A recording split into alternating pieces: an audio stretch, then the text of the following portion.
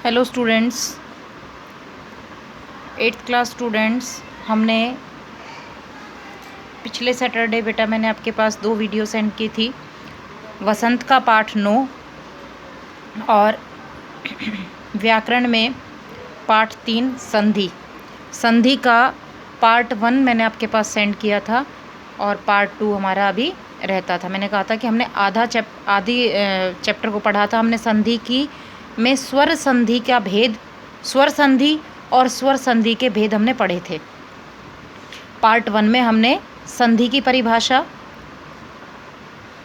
स्वर संधि और स्वर संधि के 5 भेद, दीर्घ संधि, गुण संधि, यण संधि, वृद्धि संधि और अयादि संधि, ये स्वर संधि के 5 भेद हमने पढ़े थे।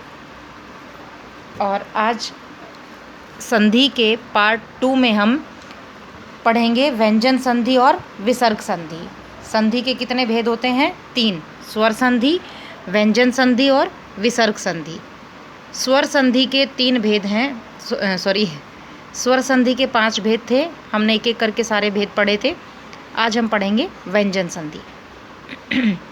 व्यंजन संधि किसे कहते हैं? देखो, स्वर मैंने आपको बताए थे, स्वरों की संख्या 11 होती है और उसी में बताया था मैंने आपको व्यंजनों की संख्या 33 होती है, 33। क ख ग ग घ से लेकर ग ज्ञानी तक हमारे क्या होते हैं? व्यंजन। इसमें हमारे कुछ संयुक्त व्यंजन, द्वित्व व्यंजन ये होते हैं, पर वो सारे हमारे कहलाएंगे क्या? व्यंजन ही कहलाएंगे। यहाँ हम संधि पढ़ रहे हैं तो उसमें सारे व्यंजन आ गए आपके। अब उसमें आप संयुक्त अलग, द्वित्व अलग, ये सब अलग अलग नहीं पढ़ेंगे। तो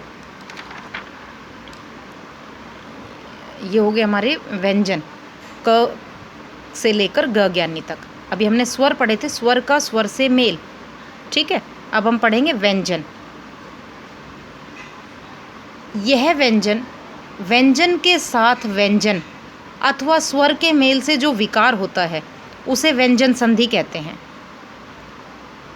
मतलब व्यंजन के साथ व्यंजन आए या उसके साथ स्वर आए। अभी हमने स्वर संधि की थी तो उसमें बेशक हमने संधि के भेद भी किए, स्वर संधि के भेद किए थे, लेकिन दोनों तरफ संधि विच्छेद में दोनों पदों में स्वर ही निकल रहा था।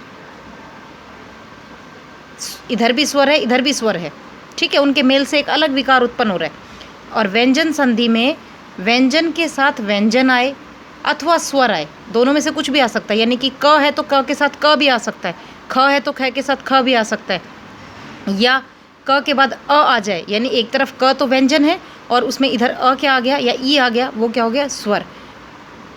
तो स्वर, व्यंजन के साथ व्यंजन या स्वर के मेल से जो विकार उत्पन्न होता है उसे व्यंजन संधि कहते हैं, ठीक है। अब व्यंजन संधि के भी कुछ नियम होते हैं। देखो, स्वर संधि के तो भेद थे और वो भेद ही उसके नियम थे।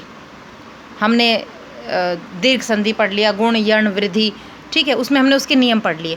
व्यंजन संधि के भी नियम हैं। उस नियम के अनुसार आपके सामने मैं पढ़ रही हूँ इसको, और आप नियम को पढ़ेंगे, समझेंगे। मैं PDF में आपके पास इस पूरे चैप्टर को भेजूँगी। आधा चैप्टर मैं भेज चुकी हूँ।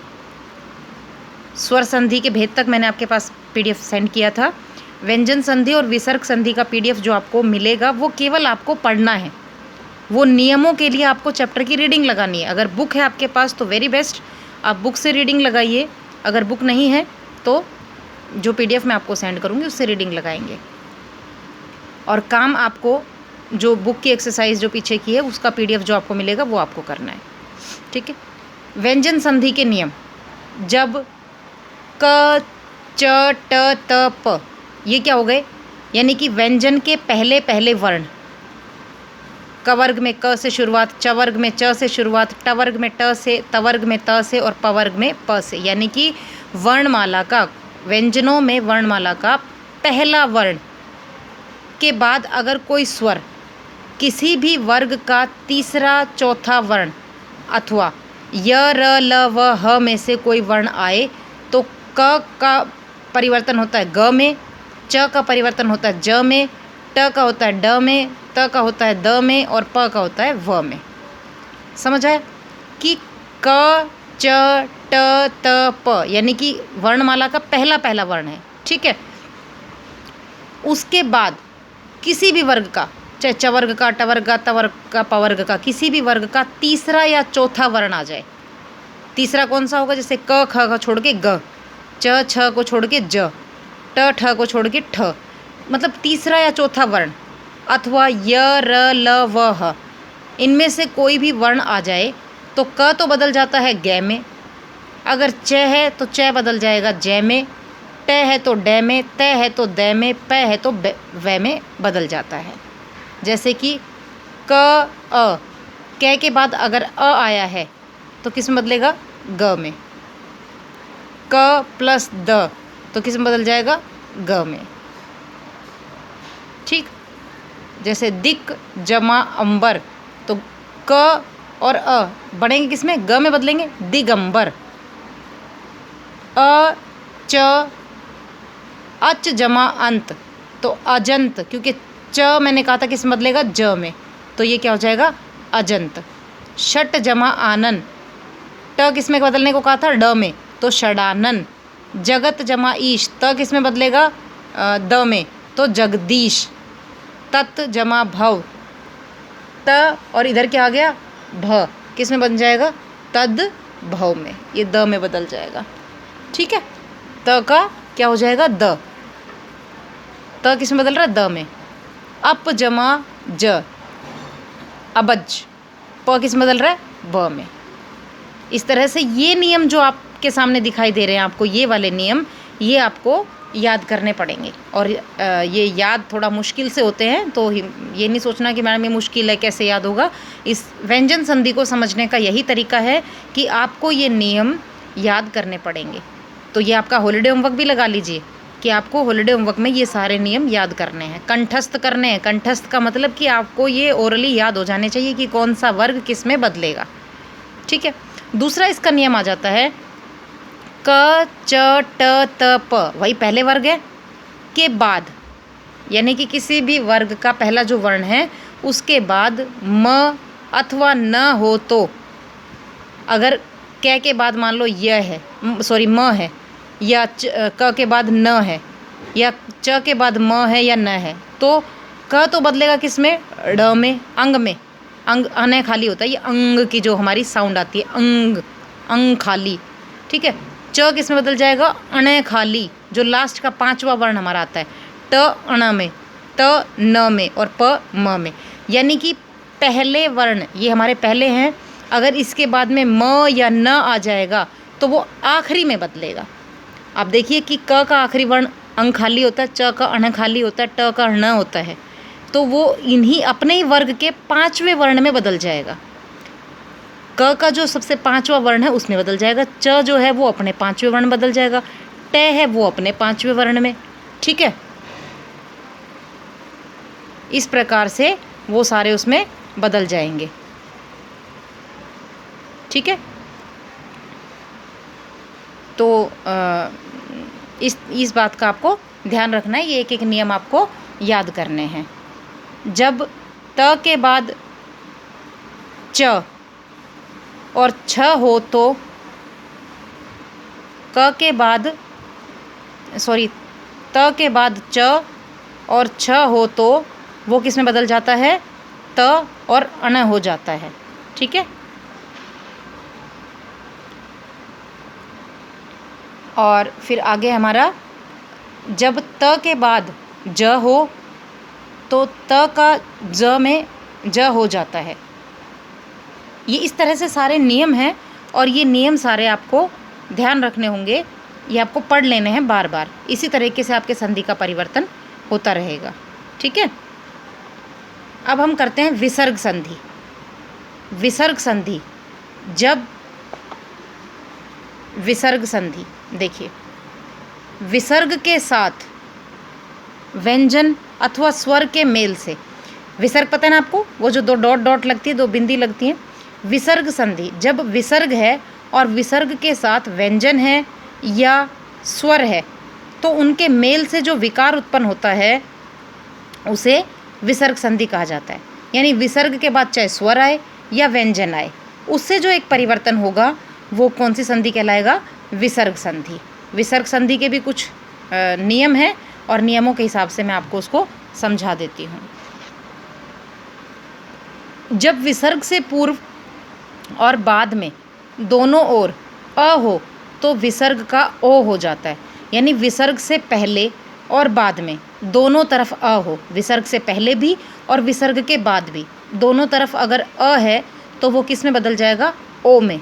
जैसे मनह जमा अनुकूल, मनह न में अ निकल रहा है और इधर भी अनुकूल अ, तो अ और अ अगर विसर्ग के बाद भी अ है, विसर्ग से पहले भी अ है, तो वो क्या बन जाएगा? ओ, मनोकूल, मनो अनुकूल, मनोनुकूल। ठीक है। दूसरा नियम है विसर्ग संधि का, जब विसर्ग से पूर्व अ और बाद किसी भी वर्ग का तीसरा, चौथा, पांचवा वर्ण हो या य, र, ल, व, ह में से कोई वर्ण हो तो विसर्ग का ओ हो जाता है। देखो, अगर विसर्ग से पहले और बाद में दोनों तरफ अ है तो भी ओ में बदलेगा, और अगर जब विसर्ग से पूर्व, विसर्ग से पहले अ है और उसके बाद में किसी भी वर्ग का तीसरा, चौथा, पांचवा वर्ण है या य, र, ल, व है तो वो भी किस में बदल जाएगा? ओ में बदल जाएगा। तो ये तो बहुत आसान है, बहुत इजी है कि अगर विसर्ग से पहले भी अ है, विसर्ग के बाद भी अ है तो बदलेगा किस में? ओ में। अगर विसर्ग से पहले अ है और उसके बाद किसी भी वर्ग का, वर्ग मतलब जो कवर्ग, टवर्ग, चवर्ग, तवर्ग, पवर्ग है, ठीक है, उनका किसी का भी तीसरा, चौथा, पांचवा वर्ण है या फिर य, र, ल, व, ह है तो वो बदलेगा किस में? विसर्ग का क्या बदल जाएगा? ओ। जैसे अध जमा गति, अध विसर्ग से पहले अ है और इधर ग है, ग कौन सा होता है? तीसरा वर्ण, क, ख, ग तीसरा है तो किस में बदलेगा? ओ में, अधोगति। मनह जमा रथ, मनह अ है पहले विसर्ग से पहले और इधर र है तो ये किस में बदलेगा? मनोरथ। रज है जमा गुण, रजोगुण। विसर्ग संधि के नियम याद करना और स्वर संधि के नियम याद करना बहुत आसान है। थोड़ा सा आपको बर्डन पड़ेगा, थोड़ा सा मुश्किल पड़ता है तो केवल व्यंजन संधि के नियमों को याद करना। व्यंजन संधि के नियम थोड़ा सा ध्यान से याद करने पड़ते हैं, बाकी तो विसर्ग संधि के नियम बहुत ही आसान हैं।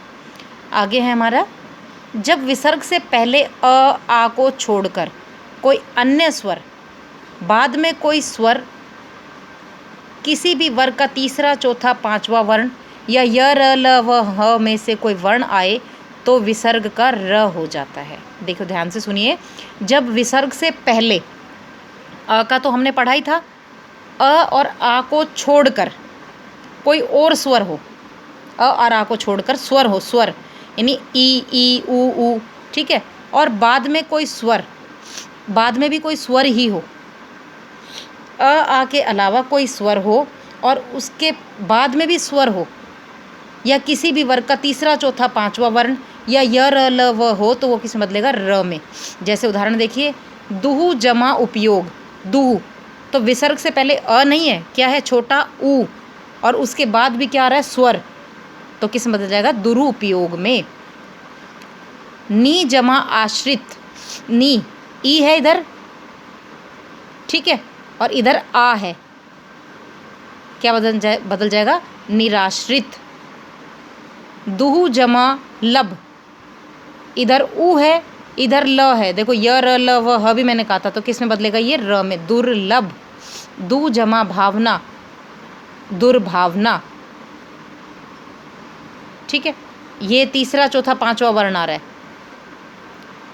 प, फ, ब, भ आ गया ना, तीसरा, चौथा, पांचवा। हमें ये भी ध्यान रखना है कि यदि विसर्ग के पूर्व, विसर्ग से पहले अ और आ को छोड़कर कोई और स्वर है या किसी भी वर्ग का तीसरा, चौथा, पांचवा वर्ण है या य, र, ल, व, ह है तो वो किस में बदलेगा? र में बदलेगा। ठीक। अगला नियम है हमारा, जब विसर्ग के बाद च, छ, श हो तो विसर्ग का श और त या स हो तो विसर्ग का स हो जाता है, यानी छोटा स हो जाता है।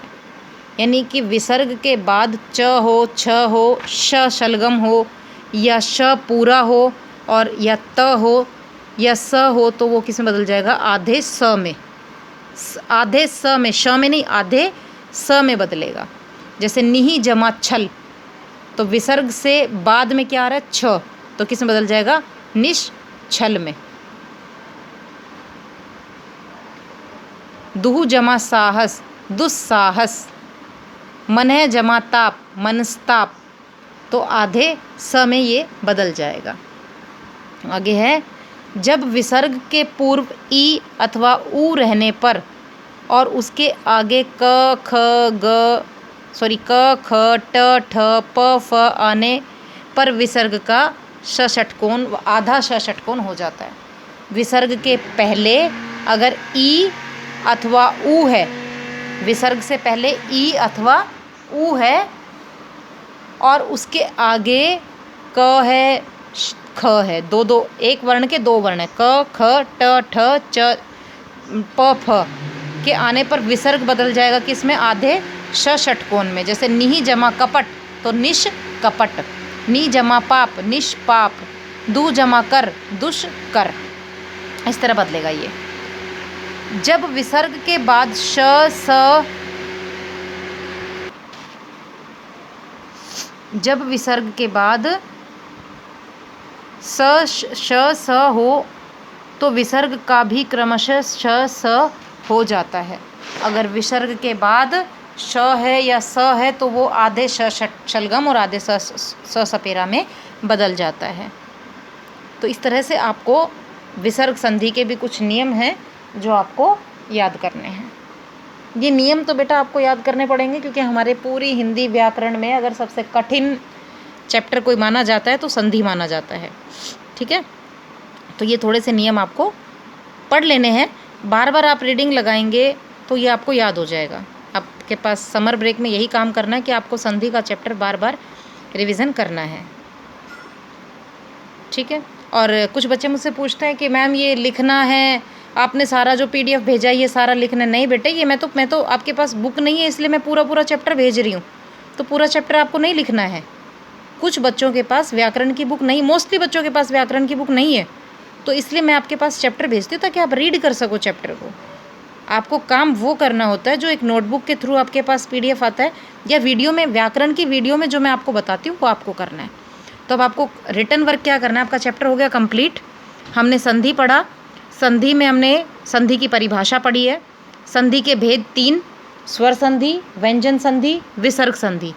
फिर हमने स्वर संधि के भेद पढ़े, स्वर संधि के 5 भेद पढ़े, दीर्घ संधि, गुण संधि, वृद्धि संधि, यण संधि और अयादि संधि, उनके नियम पढ़े हमने। उसके बाद हमने व्यंजन संधि और व्यंजन संधि के कुछ नियम आज पढ़े हैं। विसर्ग संधि और विसर्ग संधि के नियम कुछ आज पढ़े हैं। ठीक है, तो ये आपको सिर्फ चैप्टर में रीड कराया गया है, ये आपको अपनी कॉपी में लिखना नहीं है। हाँ, इसकी हेल्प से, इसकी सहायता से आप अपने बुक की एक्सरसाइज को कंप्लीट करेंगे। ठीक है, तो अब आपको आज आपको कॉपी में करना क्या है, इस बार जो बुक की एक्सरसाइज मैं आपके पास PDF में भेज रही हूँ, बैक एक्सरसाइज, वो मैंने आंसर्स मार्क किए हुए हैं, वो आपको लिखने हैं। क्वेश्चन आंसर्स जो हैं इसके, वो मैं अभी आपको वीडियो में साथ साथ समझा भी रही हूँ और मैंने मार्क भी किए हुए हैं चैप्टर में। ठीक है, वो आपको लिखने हैं। बाकी आपके पास चैप्टर की मैंने PDF भेज रखा है पहले वाला, आप उससे चैप्टर को देखेंगे और वहाँ से इन प्रश्नों के उत्तर आप लिखेंगे। ठीक है, क्योंकि अगर मैंने दोबारा इस चैप्टर के वीडियो के लिए PDF के क्वेश्चन आंसर्स के लिए आपके पास चैप्टर भेजा तो आप कंफ्यूज हो जाएंगे। आपको कॉपी में क्या करना है, बुक की एक्सरसाइज करनी है, इसके MCQs, फिलअप, ट्रू फॉल्स जो भी मैं आपके पास सेंड करूँगी, प्लस में इसके प्रश्न उत्तर, प्रश्नों के उत्तर आपको चैप्टर में मिलेंगे। ठीक है, तो मैं कुछ क्वेश्चन आंसर्स आपके साथ डिस्कशन कर रही हूँ इसकी बुक के एक्सरसाइज के, वो आप देख लीजिए। देखिए पहला प्रश्न क्या है हमारा, संधि से क्या अभिप्राय है। तो निकटतम ध्वनियों के मध्य होने वाले मेल को संधि कहते हैं। सही है ये। संधि का अर्थ है जोड़ या मेल, ये भी सही है। वर्णों के मेल एवं जोड़ को संधि कहते हैं, ये भी सही है। तो इसका आंसर क्या होगा, उपयुक्त तीनों संधि की व्याख्या करते हैं, यानी तीनों ही ऑप्शन जो है वो संधि की व्याख्या करते हैं।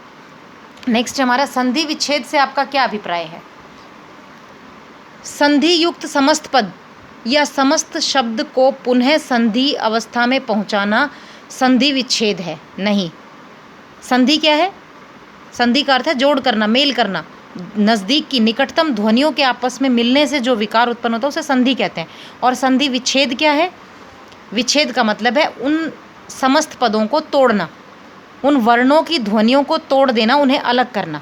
यानी कि समस्त पद में से युक्त की ध्वनियों को अलग अलग कर देना ही संधि विच्छेद कहलाता है। ये परिभाषा आपको ध्यान से सुननी है, ये आगे प्रश्न उत्तर में आएगी और वो आपको लिखनी, क्योंकि चैप्टर में कहीं नहीं दी हुई है। ठीक है। और मैंने जब समास का चैप्टर कराया तब भी आपको बताया था कि समास का विग्रह होता है, संधि का विच्छेद होता है, क्योंकि विग्रह दो पदों के बीच होता है और विच्छेद वर्णों के बीच में होता है। तो संधि विच्छेद की परिभाषा ध्यान से सुने कि संधि युक्त समस्त पद को अलग अलग करना संधि विच्छेद कहलाता है, या संधि युक्त समस्त पद की ध्वनियों को अलग अलग करना संधि विच्छेद कहलाता है। एक करना तो क्या कहलाता है? संधि करना। और उन्हें संधि युक्त शब्द में ध्वनियों को अलग अलग करना संधि विच्छेद कहलाता है। ये आपको मेरी परिभाषा ही सुनकर अपनी कॉपी में लिखनी होगी। इसका अगला ऑप्शन है दो वाक्यों को जोड़ना संधि विच्छेद है? नहीं। तोड़ना संधि विच्छेद है, जोड़ना नहीं। उपयुक्त दोनों? नहीं। उपर्युक्त कोई भी नहीं। तो इसका ऑप्शन क्या है? उपयुक्त कोई भी नहीं। निम्नलिखित में संधि का भेद कौन सा है? संधि का भेद विसर्ग संधि, स्वर संधि, व्यंजन संधि, उपर्युक्त सभी। सारे ऑप्शन है हमारे। स्वर संधि किसे कहते हैं? दो स्वरों के मेल के कारण जो परिवर्तन होता है उसे स्वर संधि कहते हैं। ठीक है, बिल्कुल। एक स्वर के बाद दूसरा स्वर आने के कारण जो परिवर्तन होता है उसे संधि कहते हैं। बिल्कुल ठीक है। उपयुक्त दोनों, तो इसका आंसर क्या होगा हमारा? उपयुक्त दोनों। अगला प्रश्न है निम्नलिखित में स्वर संधि का भेद कौन सा है? ऑप्शन है दीर्घ संधि या गुण एवं गुण, अयादि, वृद्धि एवं यण, उपर्युक्त सभी। तो सारे ऑप्शन हैं। मैंने टिक किया हुआ है, मैंने मार्क किया हुआ है आपके आंसर्स पे। ये आपको सारे कॉपी में करने हैं। एमसीक्यूज़ भी, मतलब बुक की एक्सरसाइज आपको पूरी अपनी कॉपी में करनी है।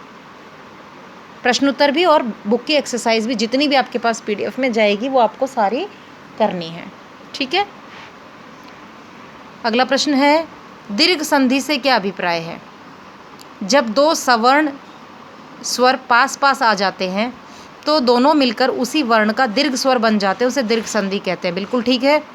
जब हर्ष या दीर्घ स्वर के बाद क्रमशः हर्ष या दीर्घ आ जाए तो दोनों मिलकर दीर्घ हो जाते हैं, दीर्घ संधि कहलाते हैं। बिल्कुल ठीक है। उपर्युक्त दोनों दीर्घ संधि को विश्लेषित करते हैं। ये भी बिल्कुल ठीक है। तो इसका आंसर यही होगा। निम्नलिखित में दीर्घ संधि का सबसे उपयुक्त उदाहरण कौन सा है? अधिक प्लस अधिक, अधिकाधिक, देव जमा आल्य, देवाल्य, मही जमा ईश, महिष, उपर्युक्त सभी। तो ये सारे दीर्घ संधि के उदाहरण हैं। दीर्घ का मतलब बड़ा करना, वो उन सबको बड़ा कर रहा है, तो दोनों सारे दीर्घ संधि के उदाहरण हैं। रामानुज, राम जमा अनुज किस संधि का उदाहरण है? सबको दिखाई दे रहा है। अ और अ मिलकर क्या बना रहे हैं? आ, मतलब दीर्घ संधि है। अगला क्या है हमारे पास? निम्नलिखित संधि विच्छेदों का संधि रूप विकल्प से चुनिए। संधि विच्छेद किया हुआ है आपके सामने, उसका संधि रूप आपको चुनना है। संधि विच्छेद कर रखा है। ठीक है। तो मैंने ऑप्शंस पे टिक किया हुआ है, ये आपको करने हैं कॉपी में। ये भी करने हैं, ये भी करने हैं। नेक्स्ट फिर सही संधि के आगे टिक लगाना है, वो भी मैंने कर रखे हैं मार्क।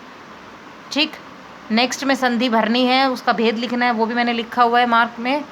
और आगे हमारे कुछ इसी तरह के और बुक की एक्सरसाइज है, ट्रू फॉल्स हैं, ये देख लीजिए।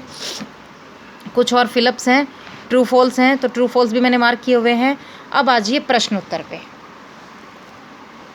बुक की एक्सरसाइज तो आपको करनी है, ये मैं बार बार बोल रही हूँ, बुक की एक्सरसाइज आपको करनी है। मैंने हर ऑप्शंस को मार्क भी किया हुआ है, तो उसमें आपको कोई दिक्कत नहीं आएगी। अब ध्यान से सुनना है आपने प्रश्न उत्तर को, कि प्रश्न उत्तर आपने कैसे करने हैं। ठीक है। तो प्रश्न उत्तर मैंने मार्क किए हुए हैं चैप्टर में। ठीक है। और उसका पीडीएफ मैं ऑलरेडी आपके पास सेंड कर चुकी हूँ, वहाँ से आप देखेंगे। ठीक। संधि किसे कहते हैं, उदाहरण देकर समझाइए। तो संधि की परिभाषा लिखनी है और उसके कोई भी 2 उदाहरण देने हैं। संधि की परिभाषा समझ आ गई होगी सबको। वो संधि की परिभाषा लिखनी है और उसके उदाहरण देने हैं। नेक्स्ट प्रश्न है हमारा, संधि के कितने भेद हैं। तो संधि के 3 भेद हैं, स्वर संधि, व्यंजन संधि, विसर्ग संधि, और सबके 2-2 उदाहरण देने हैं। यानी पहले आप ऊपर हेडिंग डालेंगे स्वर संधि, उसके 2 उदाहरण देंगे, कोई भी दे सकते हैं उसमें आप। स्वर में दीर्घ का 2, गुण का 2, यण का, अयादि का। स्वर संधि के 5 भेद हैं, 5 में से कोई भी आप उदाहरण स्वर संधि में दे सकते हैं। व्यंजन संधि की हेडिंग डालेंगे, व्यंजन संधि के उदाहरण देंगे। विसर्ग संधि की हेडिंग डालेंगे और विसर्ग संधि के उदाहरण देंगे। ठीक है। नेक्स्ट है हमारा व्यंजन संधि और विसर्ग संधि में अंतर बताइए। इस प्रश्न के लिए आप व्यंजन संधि की परिभाषा लिखेंगे और विसर्ग संधि की परिभाषा लिखेंगे, अंतर समझ में आ जाएगा। व्यंजन संधि में व्यंजन के बाद स्वर या व्यंजन आने से जो परिवर्तन होता है उसे व्यंजन संधि कहते हैं। विसर्ग संधि में विसर्ग के बाद स्वर या व्यंजन आ जाने से जो परिवर्तन होता है उसे विसर्ग संधि कहते हैं। आपको इन दोनों की परिभाषा लिखनी है, परिभाषा में ही आपका अंतर आप स्पष्ट कर देंगे। ठीक है। नेक्स्ट है हमारा, संधि अथवा संधि विच्छेद में अंतर स्पष्ट कीजिए। संधि की परिभाषा आपको पता है, परस्पर संबंध रखने वाले समान वर्ण वाले दोनों मिलकर, ठीक है, पर आपस में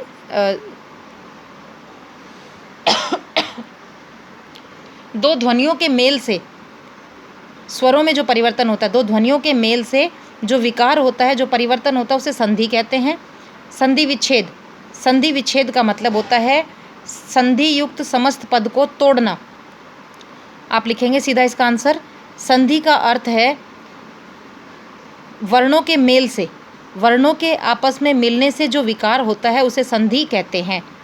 और संधि युक्त शब्दों को अलग अलग करने से, संधि युक्त ध्वनियों को, वर्णों को अलग करने से उसमें जो विकार उत्पन्न होता है उसे संधि विच्छेद कहते हैं।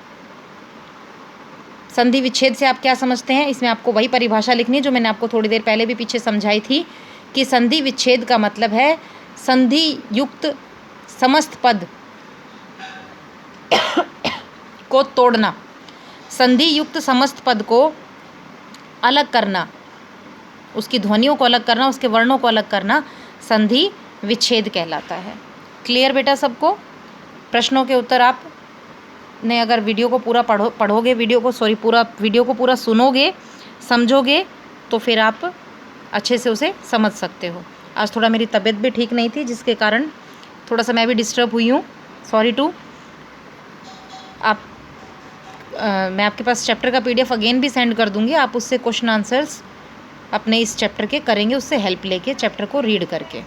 ठीक है, सभी को समझ आया अच्छे से। और टेस्ट में उपसर्ग, प्रत्यय और समास तीनों MCQs में आएंगे। पिछली वीडियो में बताया था। चैप्टर के जो प्रश्नोत्तर हैं वसंत के हमारे 4 चैप्टर आने हैं, तो चारों चैप्टर के प्रश्नोत्तर हों, शब्दार्थ हों, जो भी उसमें मटेरियल है हमारे पास, जो भी हमारा उसमें है पार्ट में, वो सारा MCQs में आएगा।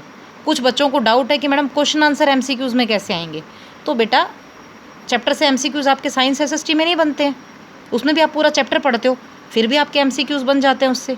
तो ऐसे आपने पाठ की स्टोरी को ध्यान से पढ़ना है, वहीं से आपसे MCQs टाइप के क्वेश्चंस बनेंगे। ठीक है, ध्यान से जब आप चैप्टर को बार बार पढ़ेंगे तो वहीं से आपके जो हैं वो MCQs टाइप के क्वेश्चंस बनेंगे। अब हमारे वसंत में पाठ 9 तक हो गए हैं, काफ़ी सिलेबस हमारा हो गया है। व्याकरण में भी 3 चैप्टर हमारे हो गए हैं। ठीक, तो मैं कोशिश करूँगी अगर मेरे पास वीडियो मिल जाती है, पुरानी वीडियो, तो मैं आपके पास आपके पुराने चैप्टर्स की रिपीटेशन भेजूँगी, ताकि आप वीडियो को अगेन एक बार सुने और आपकी रिवीजन हो जाए। ठीक है, अगर मेरे पास वीडियो अवेलेबल होती है, मिल जाती है, तो मैं आपके पास कल एक रिपीट वीडियो भेजूँगी, जिसको आपने ज़रूर ध्यान से दोबारा से सुनना है, ताकि आपने पाठ को जो थोड़ा बहुत मिस भी कर दिया हो तो आप दोबारा से उसे सुनेंगे, समझेंगे, ताकि आपके टेस्ट की कुछ तैयारी हो सके। अब आगे हम थोड़ा सा सिलेबस को, जब तक चैप्टर है, नहीं खींचेंगे। एक वीडियो मैं आपके पास रिपीट भेज दूँगी, अगर मिल जाती है तो उसमें से आप अपने चैप्टर की रिवीजन करेंगे जो हमारे टेस्ट में आने हैं 4 चैप्टर। और अगर वीडियो मेरे पास अवेलेबल नहीं होती है, नहीं मिलती है, तो फिर हम वसंत का पाठ 10 करेंगे। धन्यवाद बच्चों।